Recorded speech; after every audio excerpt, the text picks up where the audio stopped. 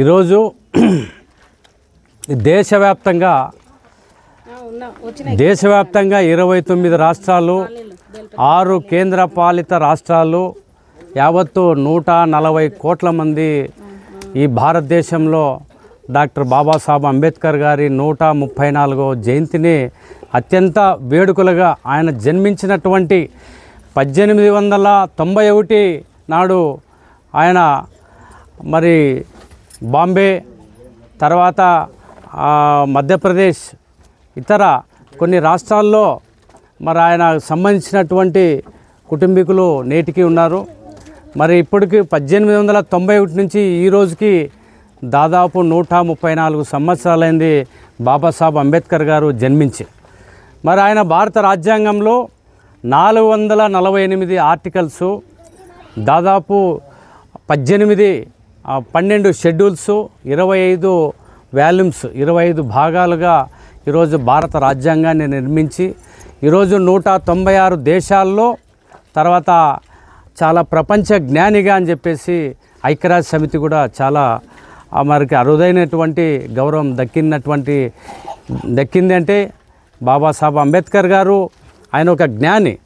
మరి ఆయన వల్ల ఈరోజు మరి 448 ఆర్టికల్స్లో ఎస్సీ ఎస్టీలకు సంబంధించి 348 ఆర్టికల్లో మరి జాతీయ ఎస్సీ కమిషన్ అనేది ఏర్పాటు కావడము, తద్వారా భారత రాజ్యాంగ పరంగా ఎస్సీ ఎస్టీ బీసీ మైనారిటీకి సంబంధించినటువంటి అన్ని వర్గాలకు సామాజికంగా ఆర్థికంగా రాజకీయంగా మరి అనేక చట్టాలు కూడా మహిళలకు అనేక రక్షణ చట్టాలు కూడా తీసుకురావడంలో మరి ఆయన చేసినటువంటి కృషి ఈరోజు అభినందనీయం అనేది ప్రతి ఒక్కరూ గుండెల్లో పెట్టుకోవాల్సినటువంటి విషయము. మరి ఆయన యొక్క జయంతిని పురస్కరించుకొని ఈరోజు మనము బడుగు బలహీన వర్గాలైనటువంటి పేదలము ఒక పండుగ ఒక వాతావరణంగా ఈరోజు మనం ఇక అన్నదాన కార్యక్రమాన్ని జయంతి ఉత్సవాల్ని మరి ఘనంగా నిర్వహించుకున్నాం. ఈ కార్యక్రమానికి మరి రాజీవ్ కాలనీ పంచాయతీ సర్పంచ్ అయినటువంటి ఆశాబీ గారు కూడా ముఖ్య అతిథిగా హాజరయ్యారు. మరి ఈ కాలనీకి సంబంధించి మరి రాజీవ్ కాలనీ పంచాయతీలో మరి 4 గ్రామాల్లో మరి అనేక అభివృద్ధి కార్యక్రమాలు చేశారు. తర్వాత అందులో భాగంగా వాటర్కి సంబంధించి ప్రాజెక్టు కూడా దాదాపు 2 కోట్ల రూపాయలు కూడా ఈ పంచాయతీలో ఈ యొక్క 2-3 నెలల లోపల ఆశాబీ గారు కూడా అభివృద్ధిలో చాలా ముందుగా శాంక్షన్ చేయించి ఓవర్ హెడ్ ట్యాంకులు పెట్టించి మరి ఇంటింటికి కుళాయిలు కూడా ఏర్పాటు చేయాలని చెప్పేసి సంకల్పంతో అభివృద్ధి దిశలో నిర్దేశంగా కూడా ముందుకు పోతున్నారు. అందులో భాగంగా ఈ కాలనీకి సంబంధించి కూడా అభివృద్ధి చేయాలని చెప్పేసి మేము విజ్ఞప్తి చేస్తున్నాం.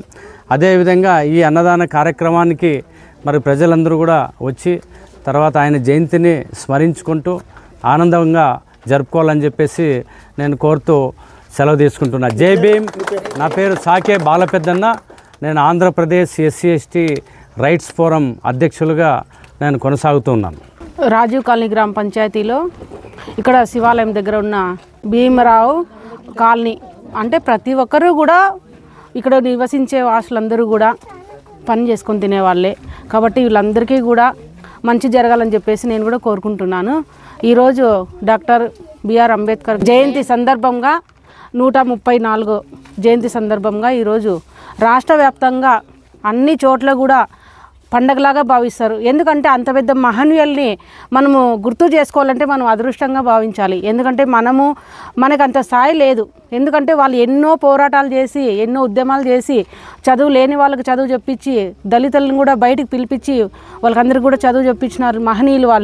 వాళ్ళని గుర్తు చేసుకోవాలంటే మనం ఎన్నో జన్మలు ఎత్తి ఉండాలన్నమాట. ఎందుకంటే మనకి అంత అదృష్టంగా భావించాలి. ఇప్పుడు రాష్ట్రం అంతా కూడా ప్రొద్దుటి నుంచి సాయంత్రం వరకు కూడా ప్రతి చోట ఆయన్ని స్మరించుకుంటూ ఆయన ఫోటో పెట్టి ఆయనకి జయంతి సందర్భంగా మన పిల్లలకి పుట్టినరోజు ఎట్లయితే చేసుకుంటామో మనము ఉగాది రంజాన్ దసరా ఎట్లయితే చేసుకుంటామో అంతే భావిస్తూ కూడా అన్ని చోట్ల కూడా పండగలాగా ఆయనకి జయంతి తెలియజేస్తున్నారు. కాబట్టి ఆయన ఎప్పుడు కూడా ప్రజల వద్దనే పాలన అని చెప్పేసి ఆయన ప్రతి ఒక్కరిని కూడా చూస్తూనే ఉంటారు. ముఖ్యంగా పేదవాళ్ళంటే అతనికి చాలా అభిమానము.